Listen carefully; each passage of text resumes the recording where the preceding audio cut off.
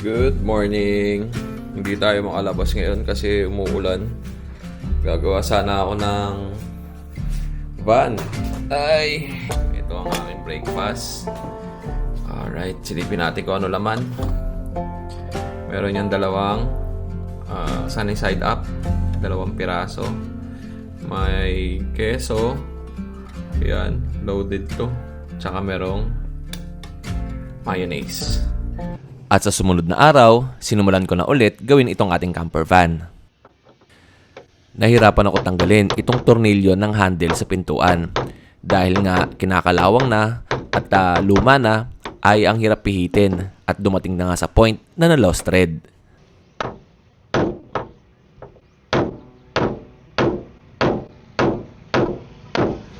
Pinukpok ko na nga ng ilang beses para mapihit pero ayaw na talagang kumapit itong aking screwdriver. Ito na tayo sa side na to. Ito yung pinakamahirap na tanggalin eh. Dapat tapos ko na to last week eh. Kaya lang, hindi ko matanggal. Sabay dapat to dun sa pag-finish natin ng sidings. Kaya lang, hindi matanggal. Matigas.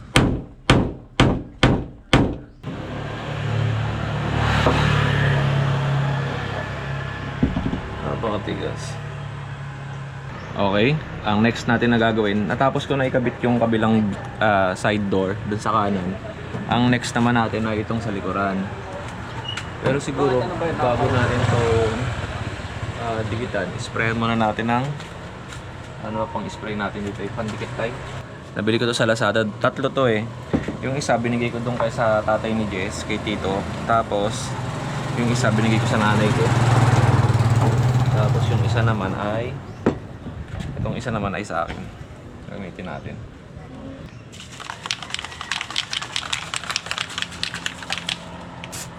Yun, ganda.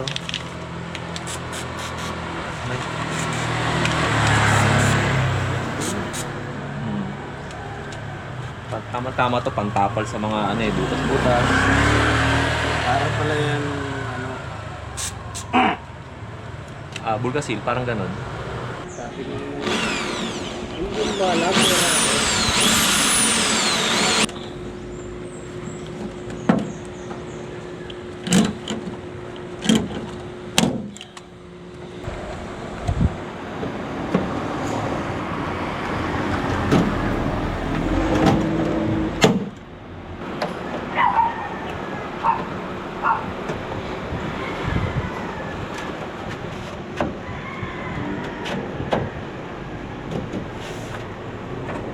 Goods. Nakasarado na tayo. Wala, sumara siya. Dala yung babaw. Hello guys! Shout out kay Juan. I-continue mo na yung season 2 ng may first girlfriend. G. Sa shoutout kay sa kaklase kong nawalan ng cellphone.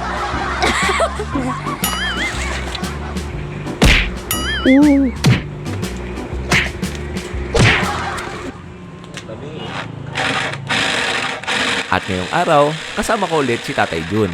Nasa likuran ko lang kasi ang kanyang bahay. Kaya sa tuwing may ginagawa ko dito sa aking van, automatic lumalabas yan para tulungan ako. Parang tatay na rin ang turing ko dyan kay Tatay Jun. Dahil yung nabubuhay pa noon yung tatay ko, kada may mga ginagawa kong kinakalikot na mga bagay-bagay sa aming bahay, ay yung tatay ko ang lagi kong katulong.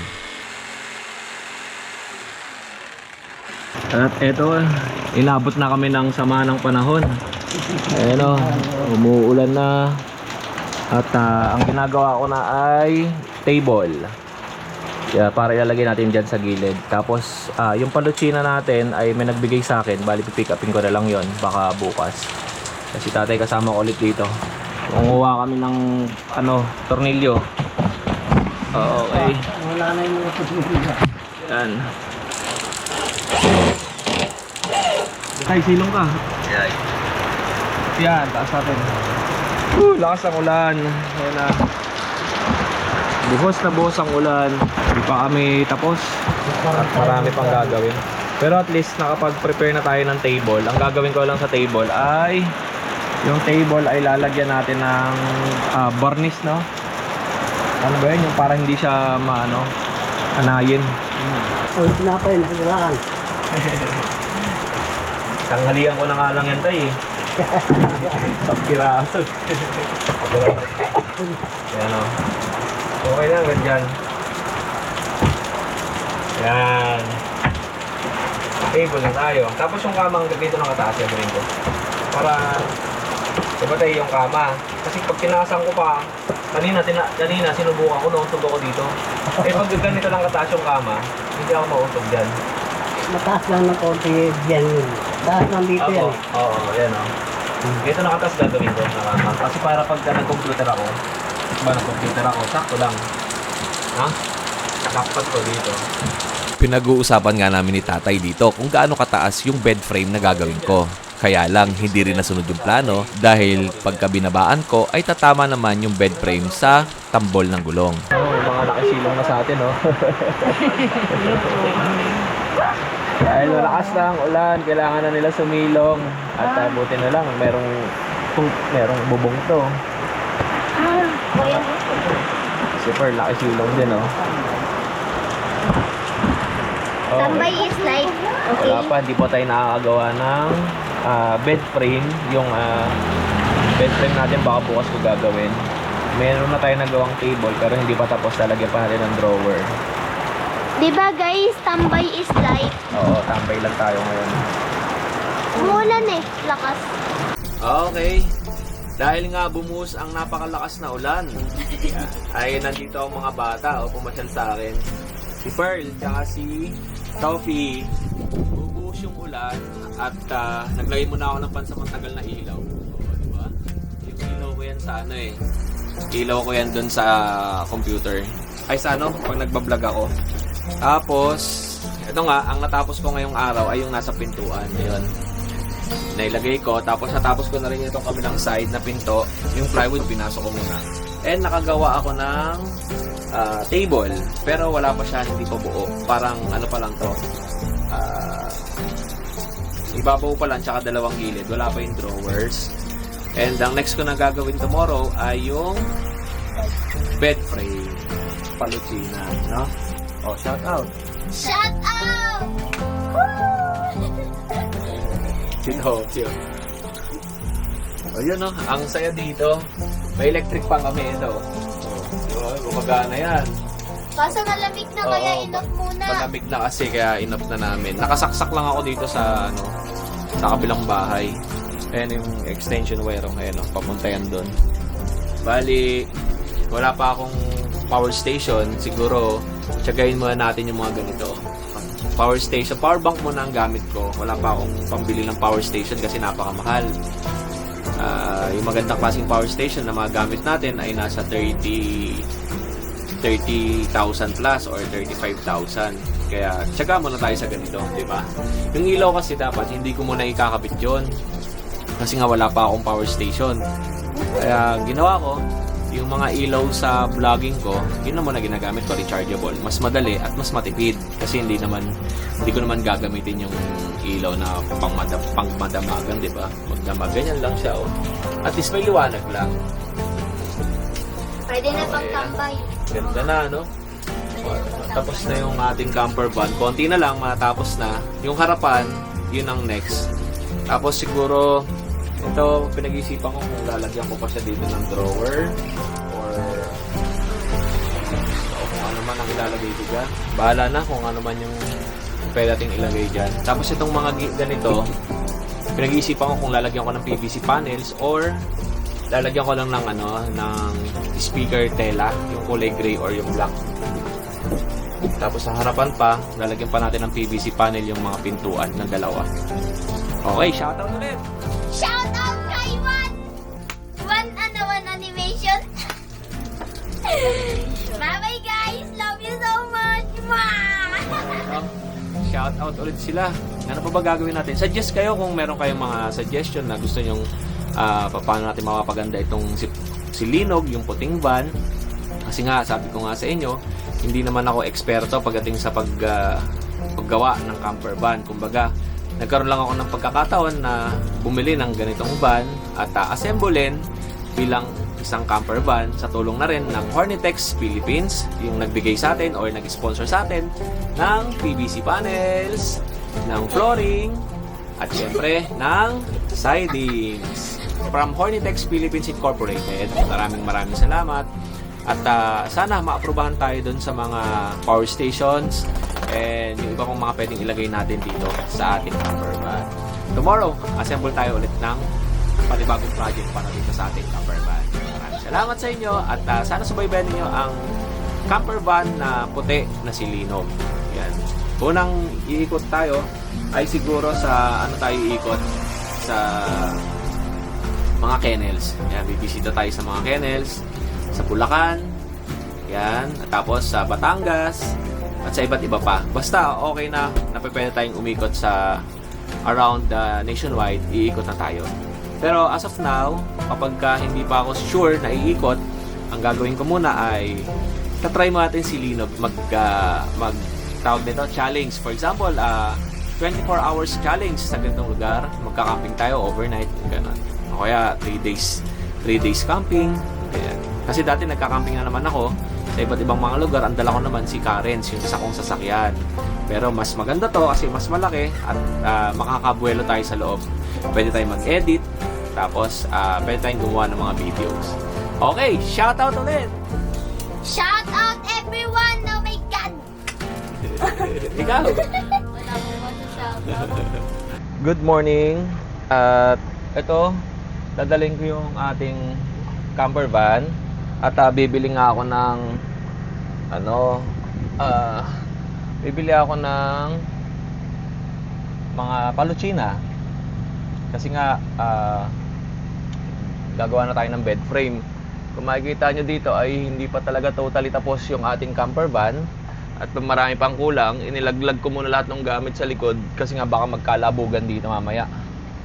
So medyo malayo-layo lang ng konti yung pupuntahan natin. Siguro mga ilang lang yon. Ano ba ito? Tanggalin ko na nga ito. Mga ilang minuto rin. Mga ilang minuto rin yung tatravelin natin. At pupunta tayo sa bilihan ng mga palutsina. Time check natin, alas 11 na ng tanghali. Tanghali na ako lumabas. Sira kasi itong ating seatbelt eh. At malapit lang naman tayo. Malapit lang yung pupuntahan natin.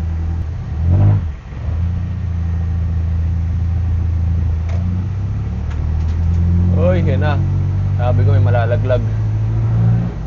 Condition ng makina natin. Kaya excited ako ibiyahe ng malayo itong ating camper van. Ito lang ang hindi ko pa napapatanggal. Kung mapapansin nyo mga kuya, ito ay evaporator ng aircon sa likod. Ipapatanggal pa natin yan basta yun na, nagkakalaglagan ng mga tornilyo sa likod. Basta matapos na natin itong interior ng camper van natin, isusunod na natin yung mga kailangan gawin. Tulad ng pagpapalift na itong van para mailagay natin yung mugs na nakalagay dun sa ating isang sasakyan. Ito na yung nabili kong mga palutsina na ilalagay natin sa kama. Ang problema ay wala akong yung pamakuan, yung straight na ganyan. Hindi naman pwede ito eh. Mukhang hindi ito uubra.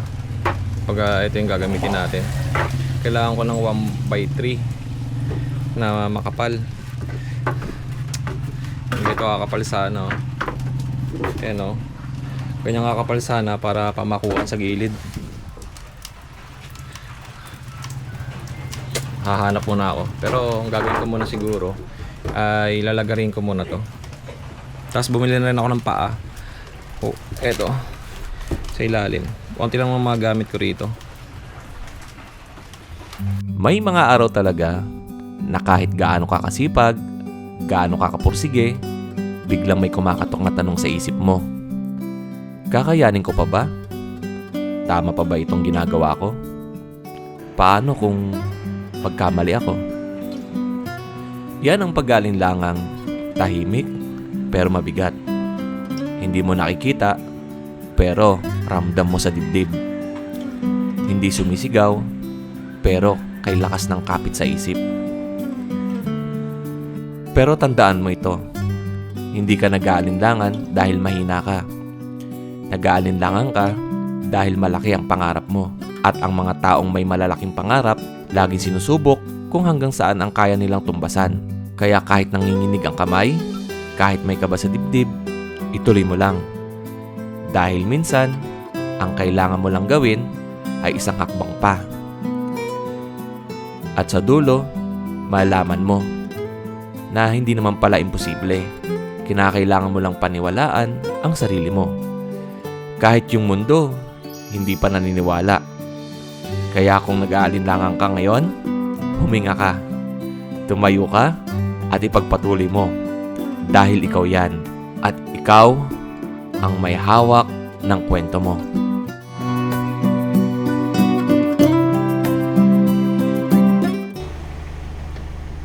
Ngayong araw nga ay nagdesisyon ako na dalhin na itong ating sasakyan sa Malolos, Bulacan para ipatanggal itong evaporator sa passenger side. Okay, good morning sa mga kabengalista natin. Okay. Makalat pa yung ating van at aalis tayo. Check ko muna yung likod kung nakalak.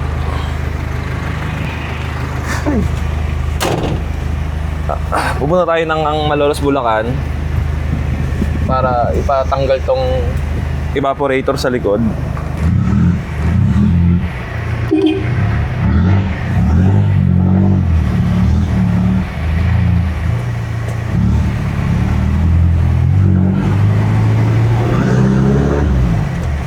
Travel time ko simula dito sa bahay mga 2 hanggang 3 hours.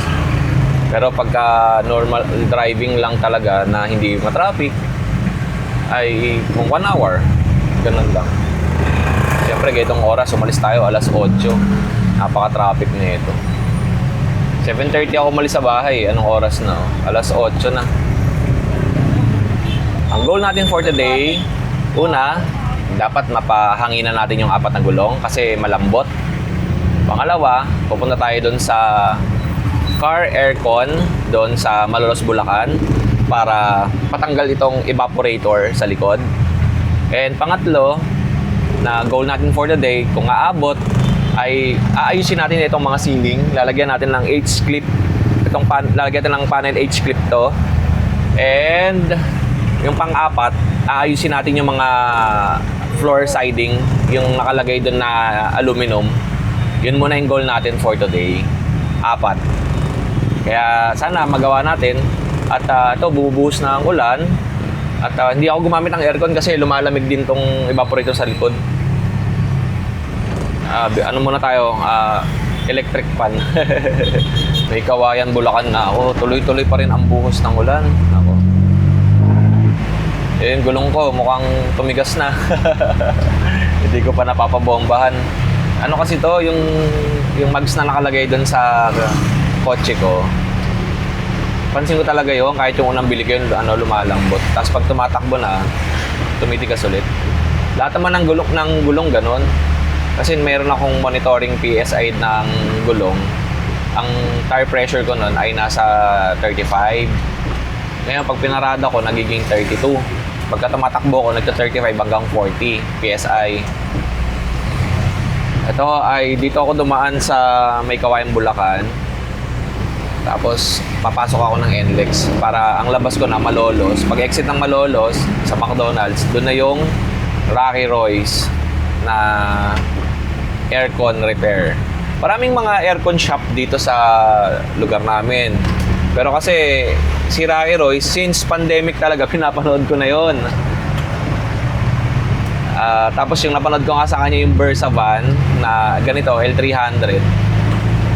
Sabi ko, doon ko dadalhin yan. Nag-inquire na ako sa mga ibang mga aircon shop. Kaya lang, iba pa rin kasi pagka, alam mo yung expert ka talaga yung pagkapapagawaan mo, tumutulo yung windshield ko. Iba pa rin pagka-expert Hindi na ako nag-aircon kasi umuulan naman. Lamig naman. Temperature ko, lang, nasa 1/4 lang, hindi tumataas. Bubuksan ko sana yung aircon. Ang problema, ito, lumalamig, baka masira. Kaya sabi ko, mag ano lang ako, huwag na ako mag-aircon. Tsaka ang tipid na itong, ano na to, sasakyan na to. Okay, no ETC tayo eh. Dito tayo magbabayad. May kawayan entry. Pwede na ba dalawa doon sa auto sweep? Magkasama yon? Okay, salamat. Okay. Alam nyo, sobrang nakapanibago. Kasi nasanay ako dun sa kotse ko eh. Na pag nasa NLEX ako, matakbo ako 100.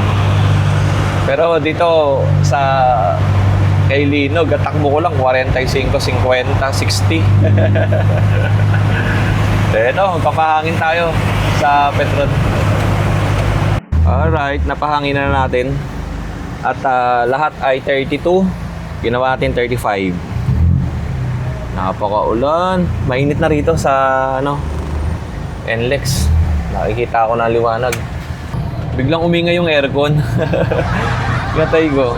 Kaya pag binubuksan ko yung AC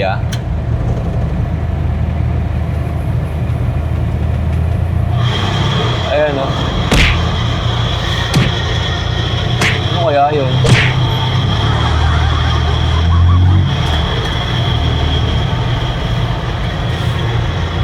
Dito sa dashboard eh. Bigla siya nag-ingay.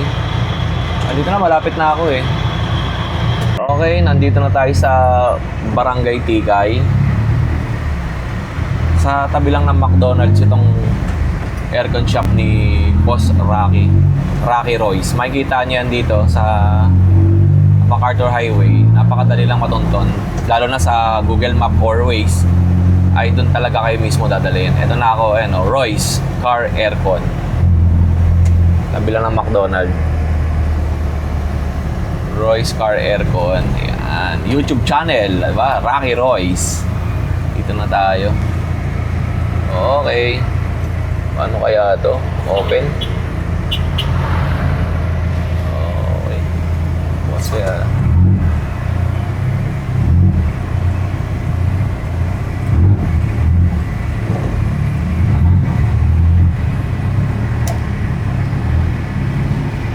Alright.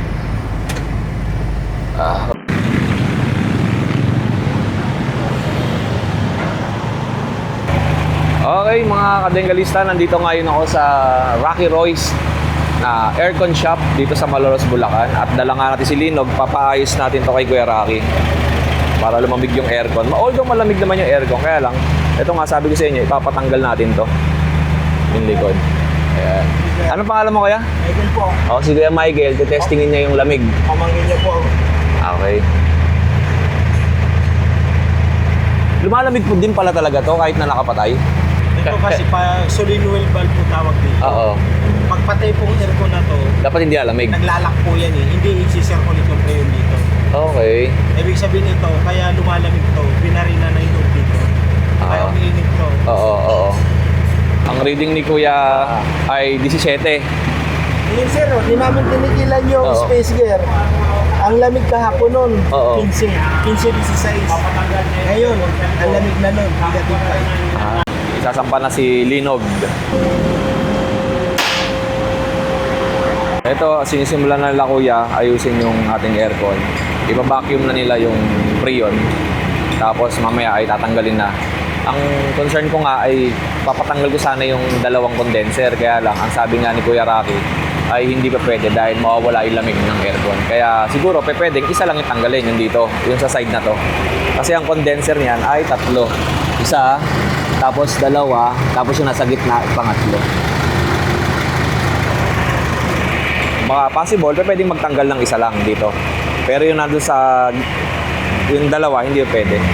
Kung gusto ko daw magtanggal ng condenser ay dapat magpapalit ng mas malaki. Kasi hindi ka nga pwedeng magliit ng condenser kasi mawala yung lamig. At ito yung tsura ng ating evaporator. Inaamag na at napakadumi. At sinimulan na nga ni Kuya Michael na linisin itong ating evaporator. At pagkatapos malinis ang evaporator, ipinatanggal ko naman kay Kuya Michael yung isang condenser dahil nga mukhang sira na ito at nagbabara. Ito yung condenser sa gitna sa pagitan ng radiator at saka ng oil cooler. Ito yung kanyang itsura. At ang sumunod naman, ipinalagay ko kay Kuya Michael yung dala nating extrang auxiliary fan. Pinalagay ko ito sa radiator para may extrang lamig na maibibigay doon sa ating radiator. Iwas overheat na rin kasi yan pagka mayroon kang extrang auxiliary fan na nakalagay sa radiator. Eto, at okay na yung ating puting van. Ayan, testing nga nila. Hindi lang aircon ang ginagawa nila dito. Meron din silang mga muffler shop. Eto. Kompleto at napakadami. Kung gusto nyo magpalagay ng muffler o kaya magpalagay ng bull bar, meron din sila. Okay. Napakalaki ng kanilang shop. Alam nyo ba, pagka nagdi-deliver ako ng Norte, lagi akong dumadaan dito at lagi kong pinapanood to si Kuya Rocky sa kanyang mga ginagawang aircon. Talagang napaka-sulit at solid. Hindi kayo manghihinayang magpagawa dito dahil talagang ibibigay niya yung best para lumamig. Etong ganitong klase ng sasakyan, Mitsubishi L300 na Versa van, maraming tumatanggi dyan para gawin. Pero dito kay Rocky Royce, siya yung eksperto talaga sa paggawa nito. Kaya napaka-solid niyan. Tignan natin kung gaano kalamig. Kasi yung tinesting nila yan kanina ay nasa 18 yung lamig. Ngayon, tignan natin kung hanggang saan yung temperature. At syempre, abangan nyo rin yan sa kanyang YouTube channel na Rocky Royce. Okay. Maraming salamat at solid. Napakalamig ng aircon natin.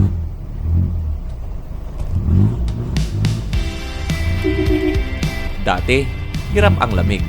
Pero ngayon, ramdam na ang preskong hangin. Sa tulong ng Rocky Royce Aircon Shop, ang aircon ni Linog ay balik sigla, malamig, malakas at pang long drive na ulit. Hindi lang basta ayos, kundi siguradong kalidad, maaasahan sa serbisyo. Kung gusto mo ng aircon na hindi ka bibiguin, Rocky Royce Aircon Shop ang sagot. Presko ang biyahe, presko ang buhay. O mga kadenggalista, hanggang dito lang ang video ni Kuya Odeng para sa Puting Van. Maraming salamat sa pagtutok at pagsubaybay sa ating biyahe. Abangan nyo ako sa next na upload na gagawin natin dito kay Linog. Maraming salamat sa lahat ng mga sumusuporta at lagi nakaantabay dito kay Linog. Muli, ako ang inyong Kuya O, ang inyong Kuya Odeng. Always keep safe, have a great day, and God bless.